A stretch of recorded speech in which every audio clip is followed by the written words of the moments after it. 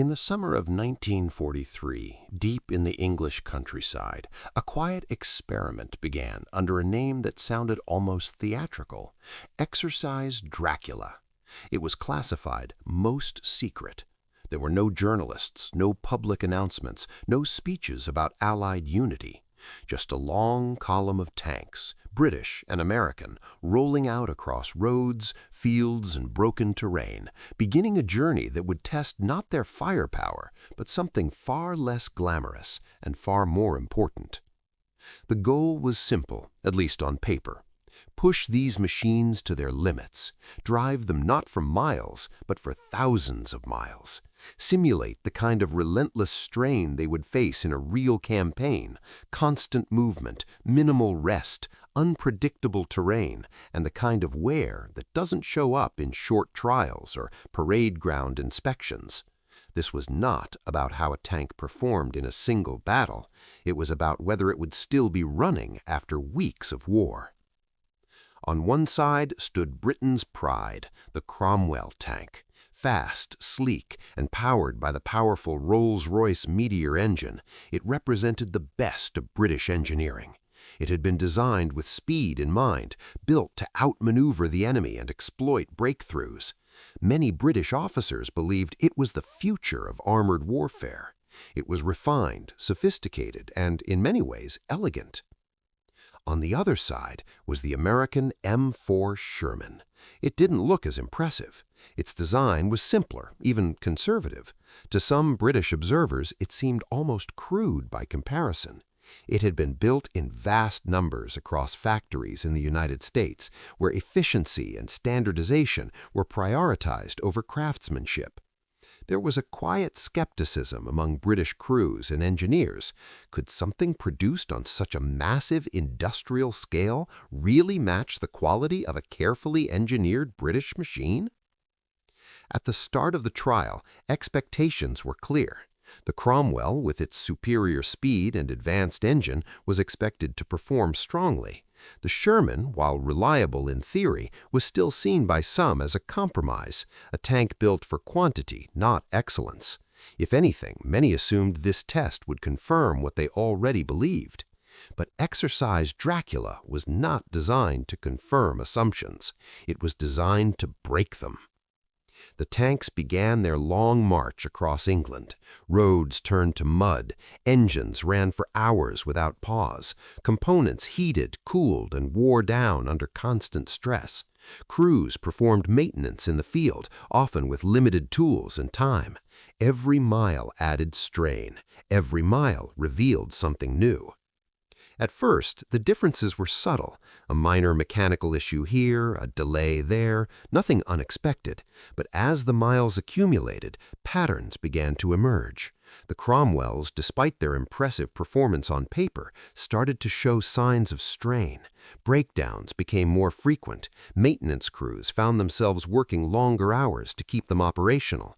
Small faults began to multiply into larger problems. Meanwhile, the Shermans kept moving. They weren't perfect, no machine is, but they required fewer repairs. When something did go wrong, it was often easier to fix. Their design allowed crews to access components quickly, replace parts efficiently, and get back on the move. The difference wasn't dramatic at first, but it was consistent. And consistency over thousands of miles becomes something else entirely. As the trial continued, the gap widened. British officers observing the exercise began to take notice. What had started as a routine evaluation was turning into something unexpected. Reports coming in from the field told a story that didn't match pre-war assumptions or national pride. The Sherman force was covering more ground with fewer interruptions. The Cromwells, despite their advantages, were spending more time being repaired than being driven. There was no single catastrophic failure, no dramatic moment where everything changed. Instead, it was a slow realization, built mile by mile, report by report. Reliability wasn't about a tank's best moment, it was about its worst, and how often those moments happened. By the time the exercise reached its later stages, the results were becoming impossible to ignore. The Shermans had logged thousands of miles with remarkably few defects. The Cromwells, though capable and fast, had accumulated significantly more mechanical issues, demanding more time, more labor, and more resources to keep them running. For the officers overseeing Exercise Dracula, this was more than just data. It was a warning. Because in war, a tank that breaks down is more than just a machine out of action. It's a delay in an advance. It's a gap in a line. It's a crew left vulnerable. Speed and firepower mean little if the vehicle cannot reach the battlefield or stay there. What began as a test of machines was becoming a test of ideas. Two different approaches to engineering, two visions of how war should be fought. One emphasized performance and refinement, the other emphasized durability and consistency. And as the miles stretched on, one of those philosophies was proving itself in a way that no blueprint or specification sheet ever could. By the end of the trial, Exercise Dracula had quietly delivered its verdict, not with fanfare, but with numbers, maintenance logs, and the exhausted observations of the men who had lived it. The Sherman, often underestimated, had demonstrated something that would shape the course of the war in ways few had anticipated. It wasn't the fastest, it wasn't the most powerful, but it kept going. And in the kind of war that was coming, that might matter more than anything else. At first, the problems didn't seem serious. A loose fitting here, an overheated component there, nothing that experienced crews hadn't seen before. The Cromwell was, after all, a high-performance machine. It was expected to demand attention. But as the miles accumulated during Exercise Dracula, those small issues began to form a pattern, and that pattern was becoming harder to ignore. The Cromwell had been designed with speed as a priority. Its Rolls-Royce Meteor engine, derived from an aircraft power plant, gave it impressive mobility. On open ground, it could move faster than most Allied tanks. On paper, it looked like exactly the kind of vehicle needed for the fast-moving offensives that many believed would define the later stages of the war. But speed came at a cost.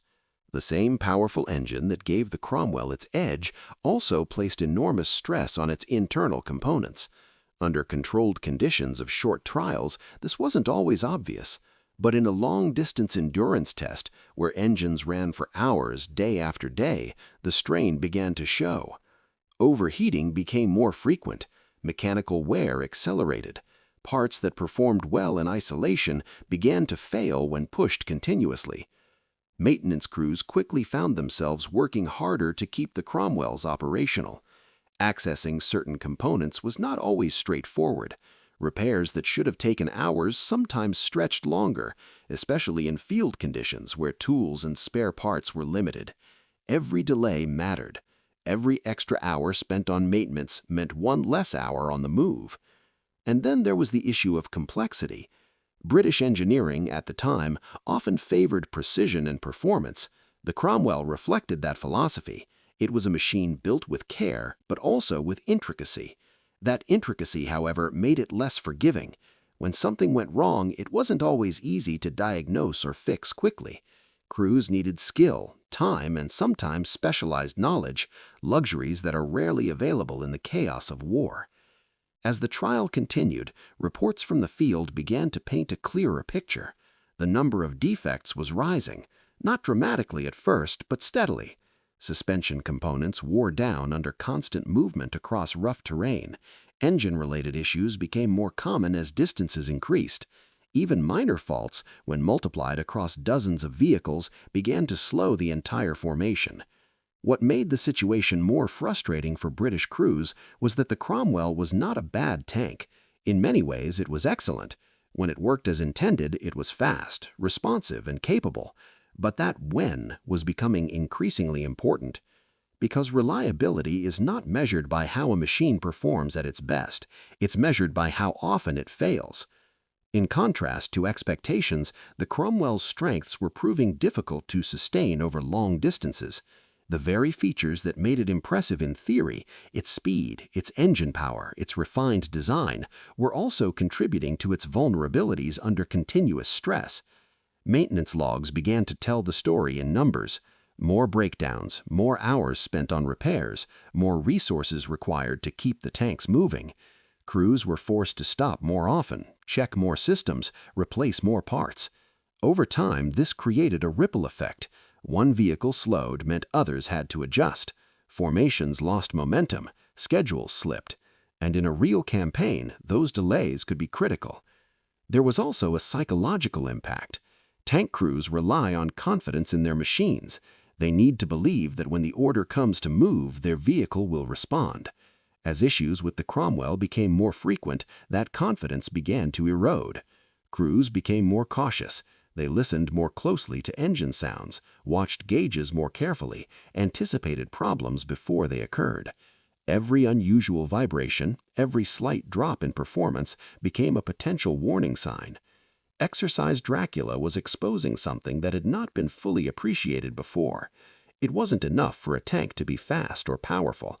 It had to endure. It had to operate not just for a single engagement, but for weeks of sustained movement, often far from well-equipped repair facilities. The Cromwell, despite its strengths, was struggling in this environment.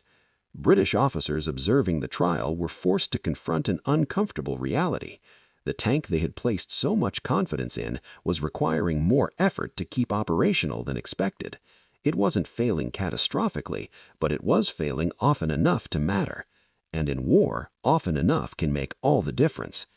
By the midpoint of the trial, the contrast was becoming impossible to ignore. The Cromwell units were accumulating defects at a higher rate, and each defect carried a cost, not just in time and labor, but in operational effectiveness. The tank's design, optimized for performance, was proving less suited for the kind of prolonged, grinding warfare that lay ahead in Europe. This wasn't a failure of engineering skill, it was a difference in priorities. The Cromwell had been built to excel in certain conditions, but Exercise Dracula was revealing that those conditions did not always match the realities of modern war. Endurance, not just speed, was becoming the defining factor. And as the miles continued to add up, it was becoming clear that the Cromwell was paying the price for its ambition.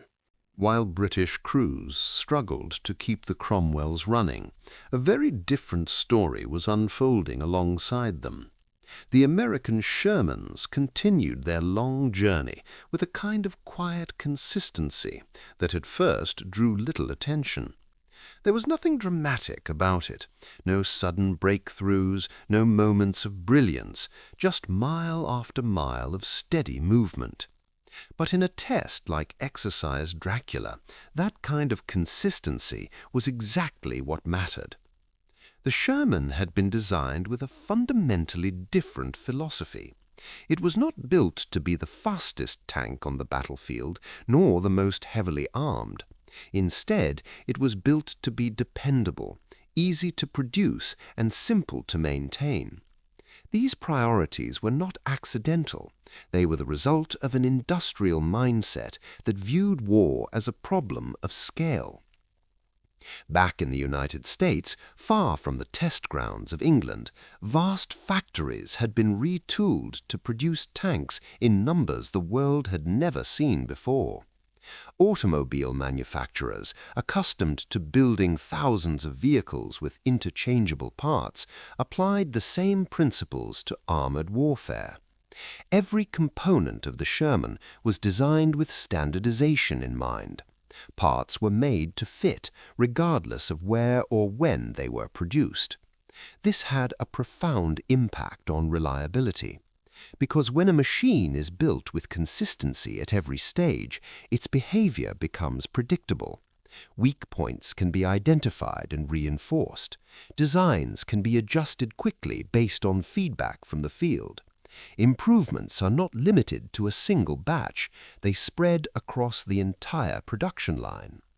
The Sherman was, in many ways, a product of this system. Its design avoided unnecessary complexity.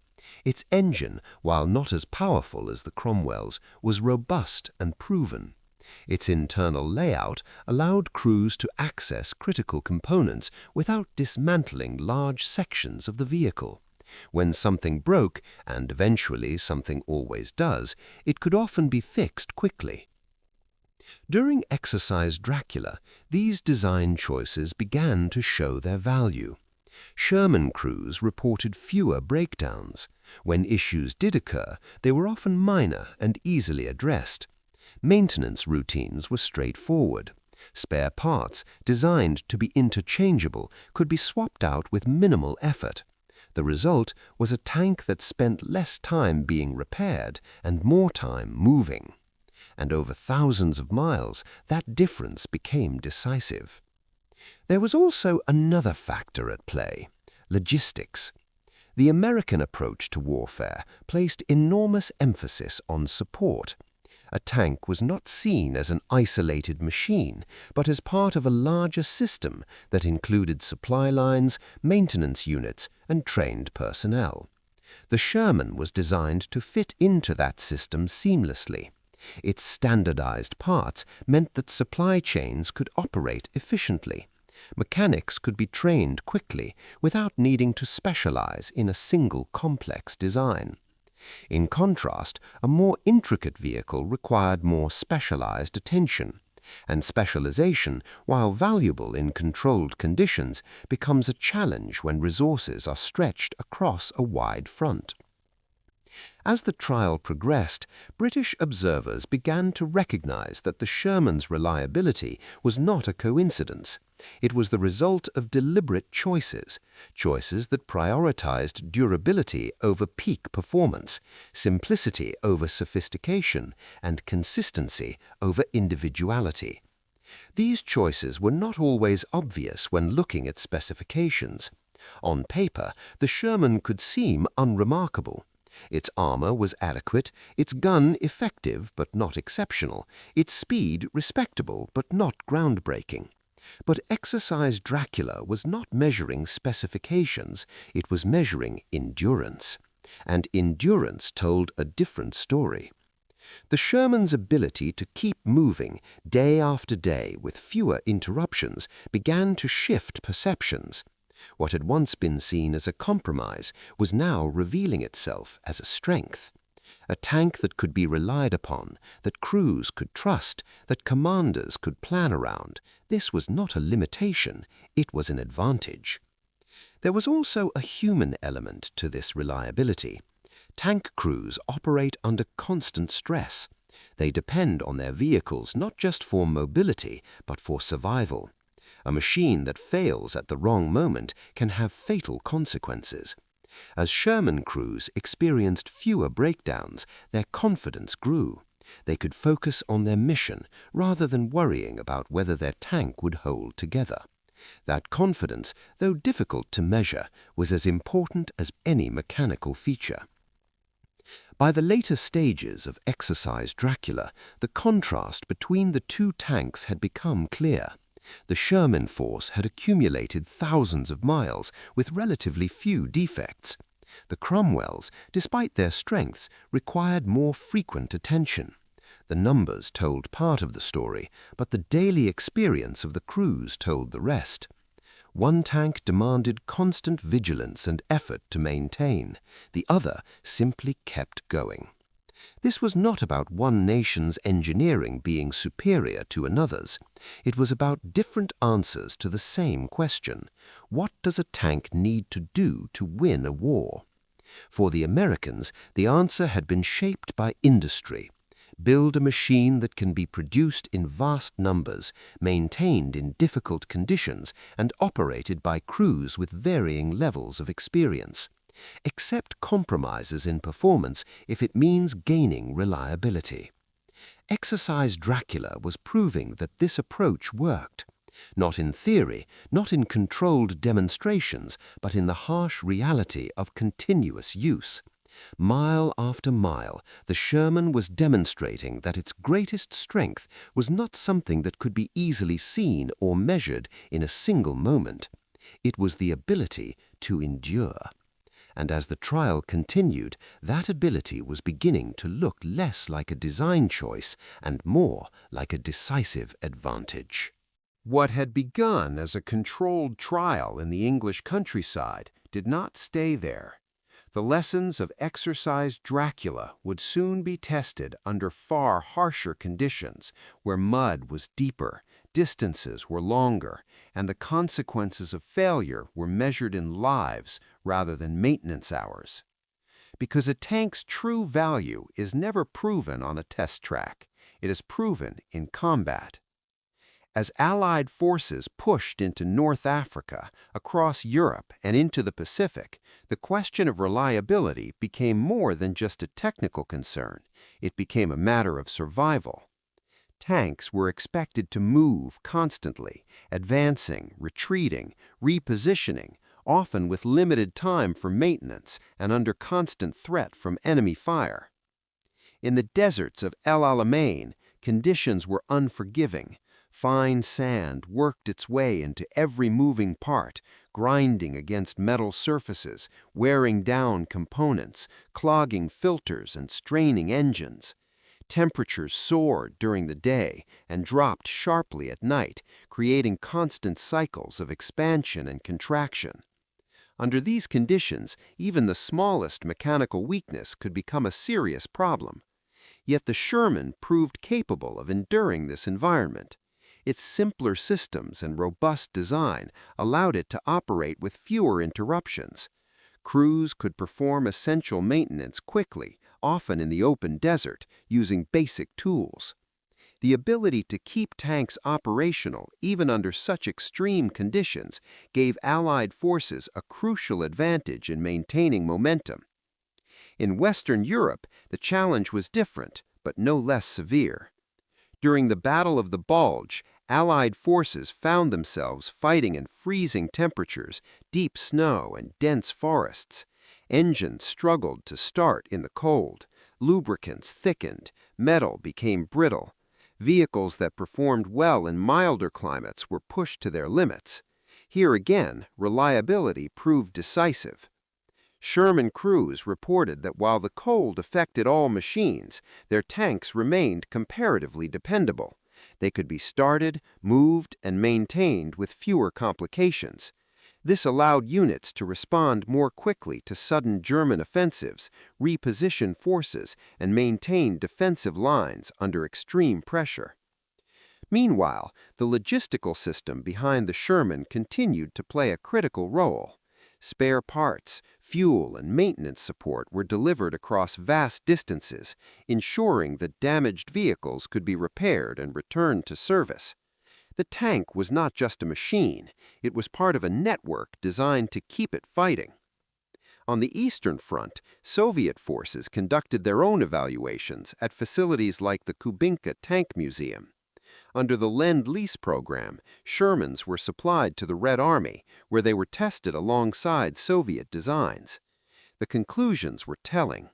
Soviet crews, accustomed to rugged and often harshly built machines, appreciated the Sherman's reliability and ease of operation. While they noted differences in armor and firepower, many valued the tank's mechanical dependability and the relative comfort it provided. In long-distance operations, where tanks were expected to travel great distances before engaging the enemy, this reliability became a significant advantage. Some Soviet tankers even preferred the Sherman for certain roles, not because it was the most powerful, but because it was the least likely to fail at a critical moment. And then there was the Pacific. On islands like Iwo Jima, the environment presented a completely different set of challenges. Volcanic ash, rough terrain, and limited infrastructure made movement difficult. Tanks had to operate in confined spaces, often supporting infantry in close combat. Here, the Sherman's reliability once again proved essential. Breakdowns in such environments were not just inconvenient, they could leave a vehicle stranded in exposed positions, vulnerable to enemy attack.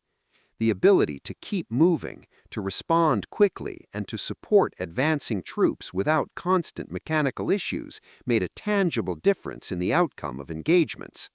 Across all these theaters, desert, forest, snow, and island, the same pattern emerged. It was not that the Sherman was invincible. It could be destroyed. It had weaknesses. Its armor and gun were often criticized, especially when facing more heavily armed German tanks. But those criticisms often overlooked a crucial reality. A tank that breaks down never reaches the battlefield. A tank that cannot move cannot fight. And a tank that requires constant repair places a burden not just on its crew, but on the entire force around it. The experiences of tank crews reinforced what Exercise Dracula had already suggested. Reliability was not a secondary characteristic. It was central to everything else. It determined how far a unit could advance, how quickly it could respond, and how effectively it could sustain operations over time. For the men inside these machines, the difference was deeply personal. Tankers spoke of the importance of trust that their engine would start, that their transmission would hold, that their vehicle would carry them into and out of danger. In the chaos of combat, where visibility was limited and threats could appear without warning, that trust allowed them to focus on the fight rather than the machine beneath them. And in many cases, that trust was placed in the Sherman. By the end of the war, the lessons of reliability had been written not just in reports and test results, but in the lived experience of thousands of soldiers across multiple continents. What had been observed in a controlled British trial in 1943 had been confirmed under the most extreme conditions imaginable. The Sherman did not win every engagement. It was not the most powerful tank on the battlefield, but it was there. Again and again, in places where conditions pushed machines to their limits, it continued to operate, to move, and to fight. And in war, sometimes the greatest advantage is simply being able to keep going when everything else begins to fail. By the time the war was drawing to a close, the results of trials like Exercise Dracula no longer felt surprising. They had been confirmed, reinforced, and proven across continents. What began as a quiet comparison between two tanks had grown into something much larger, a lesson about how wars are actually won. Because, in theory, it is easy to focus on firepower, armor thickness, or speed. These are the qualities that stand out on paper, the ones that capture attention and define reputations. But war has a way of stripping away illusions. It reveals not just what a machine can do at its best, but what it can sustain over time. And in that reality, reliability becomes something else entirely. The comparison between the Sherman and the Cromwell was never just about two vehicles. It was about two different approaches to engineering and production. On one side, a philosophy that emphasized performance, refinement, and technical excellence. On the other, a system built around durability, simplicity, and the ability to produce and maintain machines on a massive scale. Neither approach was inherently wrong. Both reflected the strengths and priorities of the nations that created them. But as the war expanded, as operations stretched across thousands of miles and months turned into years, one approach proved to be better suited to the demands of total war. The Sherman was not designed to dominate in a single engagement. It was designed to exist everywhere, to keep moving, to keep functioning under conditions that would wear down more delicate machines. It accepted compromises, less armor than some of its enemies, a gun that was not always the most powerful, in exchange for something less visible but more consistent. It worked, and it kept working. That consistency had a cumulative effect.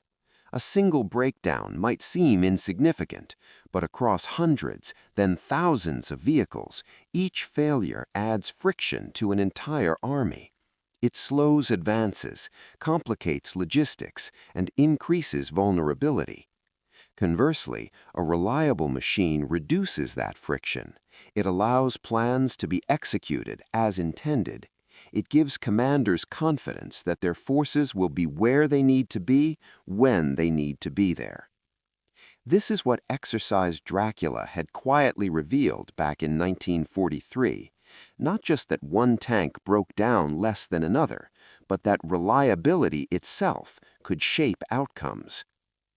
In the years since, this lesson has been studied, analyzed, and sometimes overlooked. It is easy to be drawn to the dramatic, the powerful gun, the heavily armored vehicle, the decisive battle. But behind all of that is a simpler truth. Wars are not fought in moments, they are fought over time, and time favors what endures. The Sherman became a symbol of that endurance. Produced in vast numbers, operated by different armies, in different climates, under different conditions, it demonstrated a kind of adaptability that few machines could match. It wasn't perfect, no tank is, but it was dependable, and that dependability multiplied its effectiveness far beyond what its specifications alone would suggest. For the crews who operated it, that reliability was not an abstract concept. It was the difference between moving forward and being left behind, between engaging the enemy and being stranded before the fight even began, between survival and exposure. And for the armies that depended on it, the Sherman represented something even larger, the ability to sustain momentum, to keep pressure on the enemy, to recover from setbacks and continue advancing.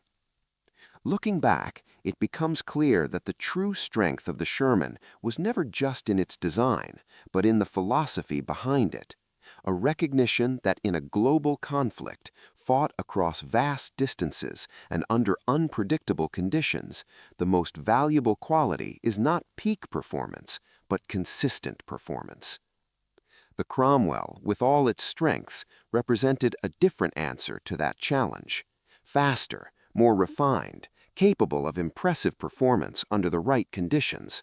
But Exercise Dracula and the war that followed revealed the limits of that approach when faced with prolonged, continuous strain. In the end, the comparison was not about which tank was better in isolation. It was about which tank better matched the reality of the war being fought. And that reality demanded endurance. The story of the Sherman is often told in terms of numbers: how many were built, how widely they were used, how many battles they fought. But behind those numbers is a quieter story, one that begins with a secret trial in 1943 and continues across every front where the tank served. A story about a machine that was designed not to impress, but to persist. Because in the end, the most powerful weapon is not always the one that hits the hardest. Sometimes it is the one that simply refuses to stop.